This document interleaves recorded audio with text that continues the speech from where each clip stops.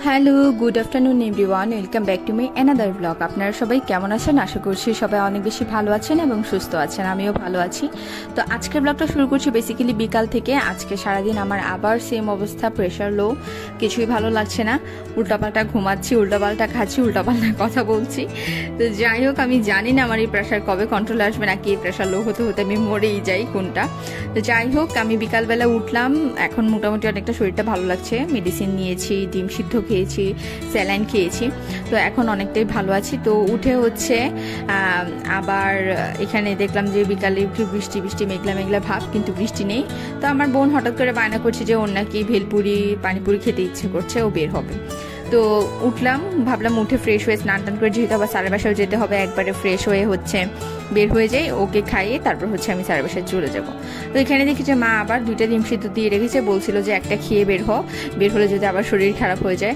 তো যাই হোক, এখানে ডিম সিদ্ধ খাবো, সেজন্য নামিয়ে রেখেছি। ভাবলাম যে আগে স্নানটা করে আসি, কারণ স্নান করলে দেখা যায় যে শরীরটা একটু ভালো লাগে।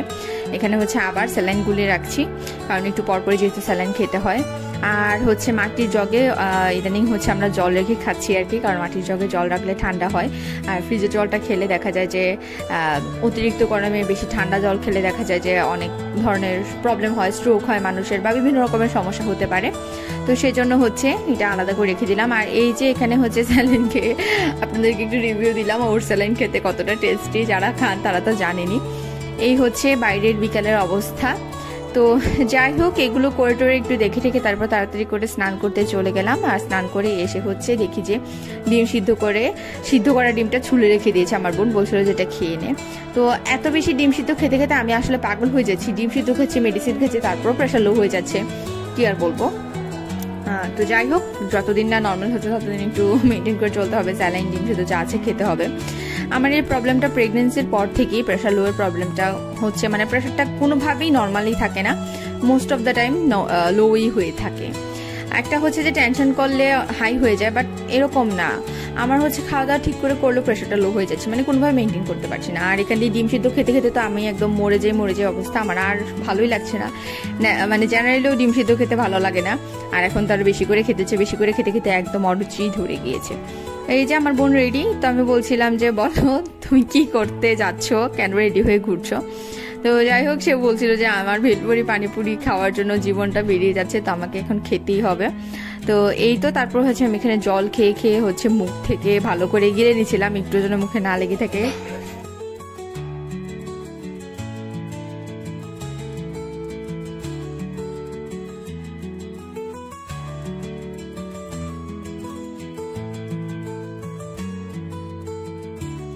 তো কিছুদিন আগে বলছিলাম যে আমাদের শঙ্কর আঙ্কেলের মা মারা গিয়েছেন, রেণুমালা রায় ছিলেন দিদা। তো মারা গিয়েছেন, অনেক বয়স হয়ে গিয়েছিল, খাবার খেতে পারছিল না, জোর করে কোনো রকম একটু খাবার খাইয়ে দিয়েছিল, সেই জোরেই হয়তো বা এতদিন বেঁচেছিলেন। আসলে আয়ু যতদিন থাকে ততদিনই বাঁচেন, তারপর তো মানুষ আর বেঁচে থাকতে পারেন না, কোনো শক্তি পৃথিবীতে নেই যে আয়ু না থাকলে তাকে আটকে রাখতে পারবে। তো সেরকমই দিদা মারা গেলেন। তো সেরকম হচ্ছে, যেহেতু মারা গিয়েছেন শ্রাদ্ধ অনুষ্ঠান করতে হয়, এগুলো আমাদের ধার্মিক নিয়ম বা ধর্মীয় নিয়ম। তো সেরকমই হচ্ছে এখানে আঙ্কেল এসে বাসায় এসে কার্ড দিয়ে গিয়েছেন। যদিও ওনারা প্রতিদিন, মানে শঙ্কর আঙ্কেল, সঞ্জীব আঙ্কেল আর পাপা হচ্ছে প্রতিদিনই আড্ডা দেন শঙ্কর আঙ্কেলের চেম্বারে, তারপরও হচ্ছে উনি বাসায় এসে কার্ড দিয়ে গিয়েছেন। তো আমরা এরকম, উনি প্রত্যেকটা প্রোগ্রামে এমন করেন বাসায় এসে কার্ড দিয়েছেন। আমরা সবসময় বলি যে এটা কি দরকার, কোনো দরকারই নেই, যেহেতু প্রতিদিন দেখা হয় মুখে বলে দিলেই চলে, কিন্তু না, আঙ্কেল খুবই আন্তরিক। আচ্ছা যাই হোক, এখানে সেই নিমন্ত্রণ কার্ডটাই আপনাদেরকে একটু শেয়ার করলাম।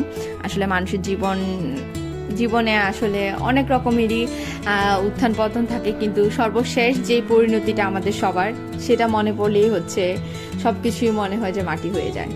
তো যাই হোক, তারপরে হচ্ছে বেরিয়ে হচ্ছে রিক্সায় উঠে গেলাম। তো পার্কে যাচ্ছি, যেহেতু আমাদের বাসা থেকে বের হয়ে যে রুটটা, এটা হচ্ছে শহরের মেইন রুট, তো এই রুটে বেশি জ্যাম থাকে। তো এখান দিয়ে আমরা বেরিয়ে যাচ্ছি, এখান দিয়ে হচ্ছে এই রাস্তাটা অনেকটা খালি থাকে, তো এখান দিয়ে আমি আর আমার বোন রিক্সা নিয়ে চলে যাচ্ছি।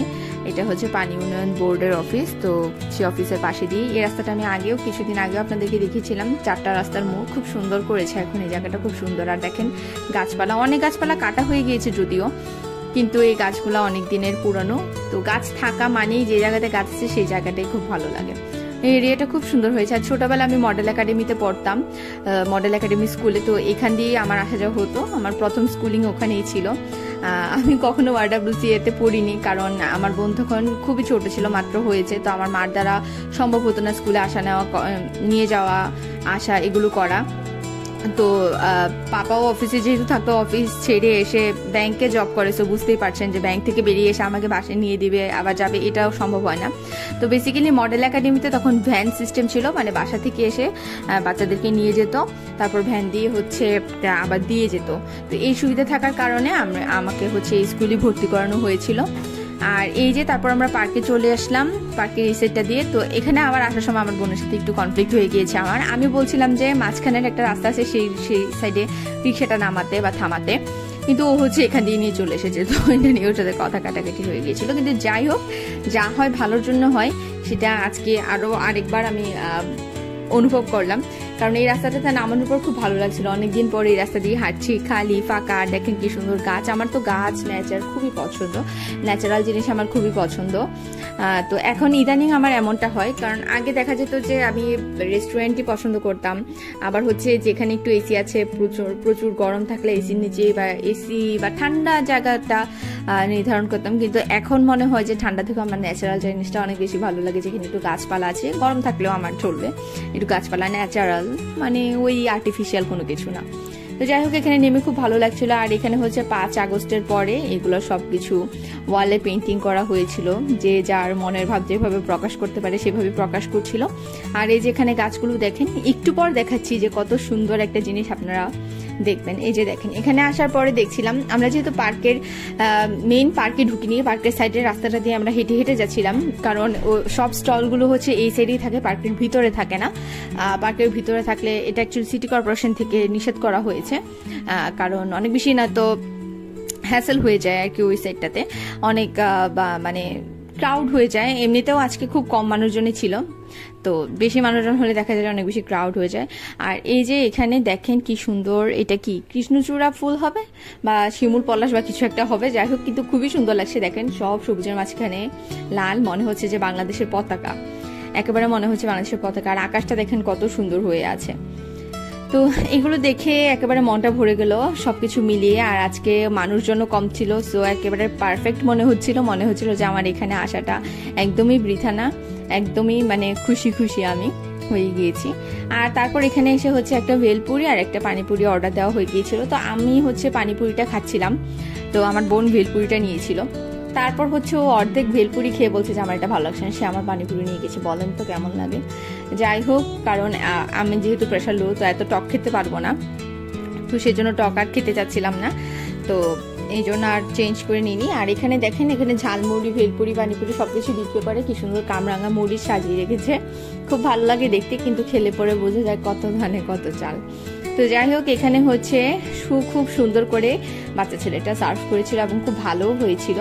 আমরা জেনারেলি একটা ভাইয়া আছে, এখানে অনেকগুলো স্টলই আছে, বাট একটা ভাইয়া আছে যারগুলো খুবই টেস্টার, কিন্তু এই ভাইয়া আজকে বসেনি। তো বসেনি দেখে আমরা এখানে আসলাম, ভাবলাম মানে এটা দেখে খুব ভালো লাগছিল, খুব সুন্দরভাবে অ্যারেঞ্জ করা, মনে হলো যে এখান থেকে খাওয়াটা উচিত।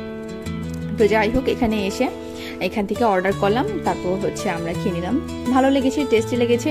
কিন্তু এখানে টকটা খেয়ে হচ্ছে আমার সিরিয়াসলি আবার প্রেশার লো হয়ে গিয়েছিল। তো যাই হোক, পড়ে তারপর আমি স্যারের বাসায় চলে আসলাম। স্যারের বাসায় পড়ছিলাম। স্যার হচ্ছে ইদানিং 2 ঘন্টা 2.5 ঘন্টার আগে আমাদেরকে ছাড়ি না। তো হঠাৎ করে হচ্ছে আমার প্রেশার লো হতে বা হয়তো বা একেবারেই হয়ে গেছে, আমার খুবই সাফোকেটেড লাগছিল। তো কোনো রকম হচ্ছে স্যারকে বলছিলাম, স্যার আজকে আর পড়বো না, আজকে চলে যাই। তো যাই হোক, আমার সাথে সাথে রিনি আর নমিতাও চলে এসেছিল, কারণ আমার খুবই খারাপ লাগছিল। আর আমার বাসায় একা আসাটা একটু ঝামেলা মনে হচ্ছিল, কারণ যেহেতু প্রেশার লো কখন কি হয়ে যায়। তো রিনিও সেই জন্য একসাথে বেরিয়ে গিয়েছে, আমাকে ও বাসায় ড্রপ করে তারপর হচ্ছে গিয়েছে। তো যাই হোক, এখানে বাসায় আসার পর আমি হচ্ছে আবার সেম ডিম সিদ্ধ খেলাম, স্যালাইন খেলাম। তো এখন একটু অনেকটা ভালো লাগছে। এবার হচ্ছে বসে বসে চা খাচ্ছি, আর আমার ছেলে হচ্ছে একটু পর দুষ্টামি করছে আমার সাথে সাথে আমার কাছে এসে। ওকে হচ্ছে ইদানিং একেবারেই সময় দিতে পারি না, আর অসুস্থ হলে তো কোনো কথাই নেই, অসুস্থ হলে মনে হয় যে ওকেও আমার বিরক্ত লাগে। কি আর বলবো।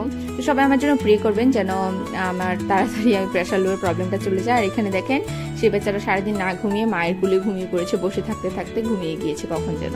তো যাই হোক, আমার আজকের ব্লগটা এই পর্যন্ত ছিল। আমার ব্লগটা কেমন লেগেছে অবশ্যই সবাই কমেন্ট করে জানাবেন।